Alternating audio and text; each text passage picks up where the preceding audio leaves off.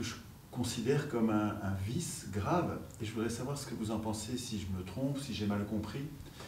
Mais de ce que j'ai compris, les scrutins suisses se font très majoritairement, à plus de 90%, par correspondance. Oui. Or, dans de très nombreux pays, le vote par correspondance est interdit, carrément, parce qu'il est source de fraude facile. Il facilite la triche. D'autre part, je découvre que les accusations de triche sont récurrentes, fréquentes, que les enveloppes sont transparentes, les enveloppes dans lesquelles on envoie son vote sont transparentes, qu'il y a une... Donc il n'y a pas de bureau de vote comme en France où on a des urnes transparentes où les différents partis regardent ce qui se passe d'un œil sourcilleux pour vérifier que personne ne triche. Non, il y a je crois que c'est une commission ou un groupe de personnes qui, en secret, en fait, pas en public, prépare le dépouillement. Oui. Et à cette occasion-là, peuvent très bien rajouter des enveloppes, supprimer des enveloppes pour transformer les résultats. Je découvre aussi que le matériel de vote est supprimé le lendemain, très rapidement après. Mais c'est comme si voilà, un criminel qui efface les traces de... Enfin, les possibilités de prouver... Enfin, et comme aux États-Unis, on ne vérifie pas l'identité de ceux qui viennent voter. On ne leur demande pas leur carte d'identité. J'ai découvert il y a 15 jours qu'aux États-Unis, ceux qui essayent d'obtenir ces contrôles d'identité au moment de voter, pour qu'on ne puisse pas voter deux fois, pour qu'on ne puisse pas voter à la place de quelqu'un d'autre à son insu, ceux qui réclament la vérification d'identité sont traités comme des gens d'extrême droite parce que ce serait raciste aux États-Unis. Et je sais, est-ce que tout ça est réel chez vous? Est-ce qu'effectivement on ne vérifie pas l'identité des gens qui votent, qui se déplacent pour voter? Et qu'est-ce que vous pensez de ça? Est-ce qu'on s'en fout? Est-ce qu'on s'en fout? Ou bien est-ce que ça pose quand même... Enfin... Alors, le mécanisme est le suivant. Vous recevez une convocation à domicile. Oui. Et cette convocation comporte ce qu'il faut pour voter par correspondance. Et effectivement, c'est plus pratique de voter par correspondance. Et le créneau pour se déplacer, si on se déplace, est très court, je crois aussi. Oui. Il y a 1 heure ou 2, enfin, où... Si vous voulez vous déplacer et pas voter par correspondance, on ne simplifie pas la vie. C'est une matinée, oui. Donc ça ne simplifie pas la vie. Donc on vote généralement par correspondance. Mais le vote par correspondance est, à mon avis, étanche. Vous recevez un bulletin de participation que vous devez signer et que vous devez marquer aussi votre date de naissance. Et ça, vous le glissez dans la grande enveloppe. Et vous glissez en plus dans la grande enveloppe une petite enveloppe jaune dans laquelle se trouve votre bulletin de vote. Bien. Alors, vous fermez ça et vous le mettez dans une boîte aux lettres spéciale qui se trouve à l'administration communale. Vous pouvez l'envoyer par la poste également. Alors, j'ai fait partie, naturellement, de la commission de dépouillement. Alors, la commission de dépouillement, c'est énormément de gens. Dans ma ville, qui a 13 000 habitants, il y avait, à mon avis, 50 personnes. Et c'était une espèce de travail à la chaîne. C'est-à-dire, il y a des gens qui ouvrent les enveloppes, il y a des gens qui prennent les bulletins, il y a des gens qui classent les bulletins selon le type de vote, etc. Il y en a d'autres qui les comptent.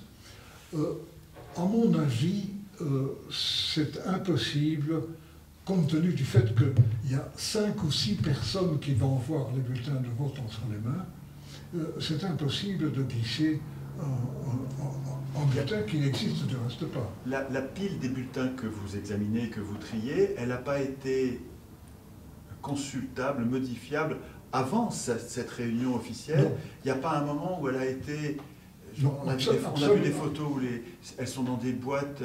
avant la commission, elles sont dans des boîtes dans la rue. Des boîtes pas scellées. Donc dans ma commune, il y a une boîte postale. Voilà. Il n'y a pas de... Il y a une boîte postale, une boîte aux lettres. Je le mets dans la boîte aux lettres. C'est scellé. Et c'est aussi inviolable que le courrier privé. Oui, madame. J'ai un exemple tout à fait pratique. Je m'occupe du courrier d'une personne qui est pendant 4 mois, elle n'est pas là. C'est moi qui relève son courrier. Je sais sa date de naissance. Je peux savoir comment elle signe. Est-ce que les signatures sont vérifiées? Je pourrais très bien mettre un deuxième bulletin de versement, pardon, de vote dans l'enveloppe adéquate et voter pour elle. Qu'est-ce qui m'empêche de faire ça? Il n'y a qu'un bulletin de vote dans chacune des enveloppes. Je peux prendre son enveloppe, c'est moi qui relève son courrier, je peux voter pour elle.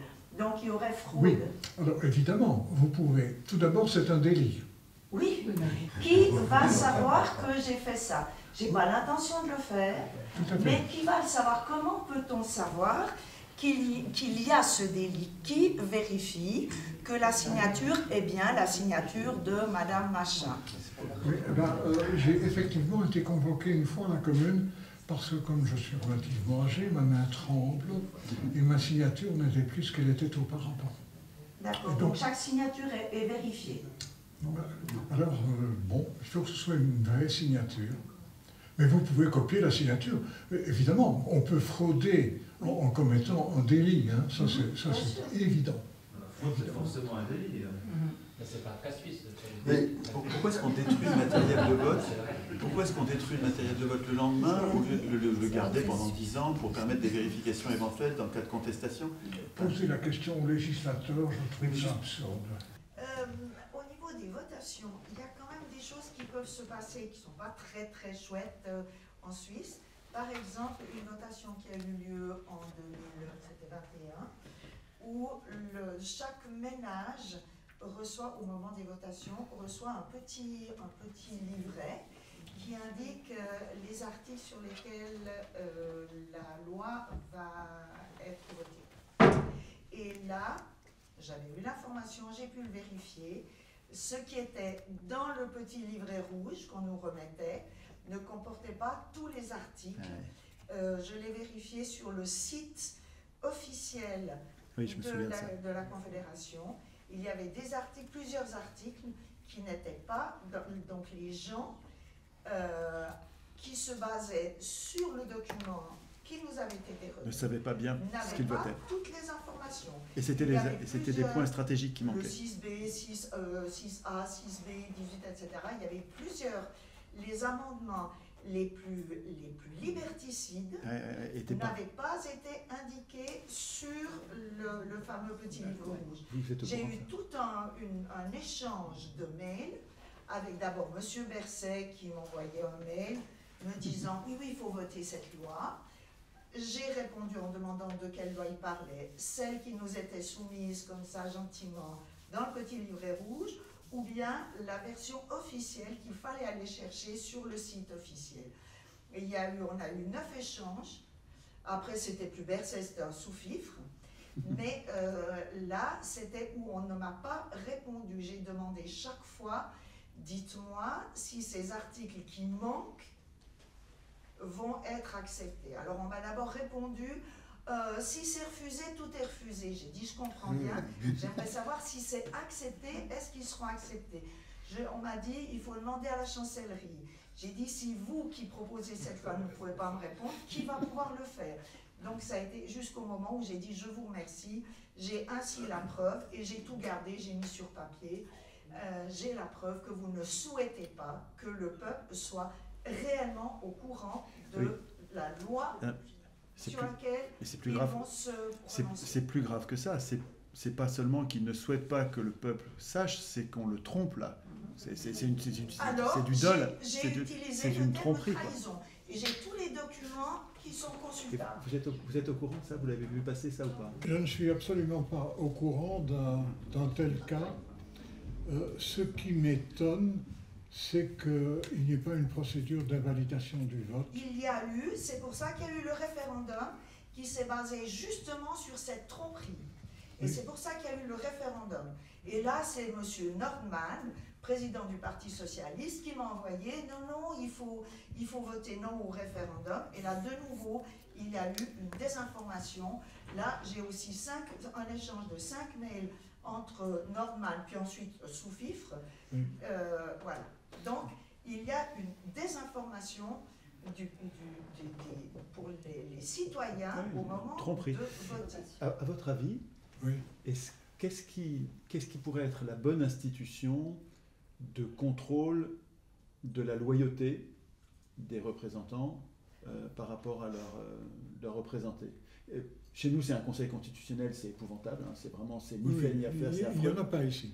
Et alors, je sais qu'il n'y en a pas, et j'imagine que peut-être vous imaginez une institution qui pourrait jouer ce rôle, parce que s'il y a une constitution et qu'il n'y a personne pour punir ceux qui la trahissent, bah, c'est comme s'il n'y avait pas de constitution.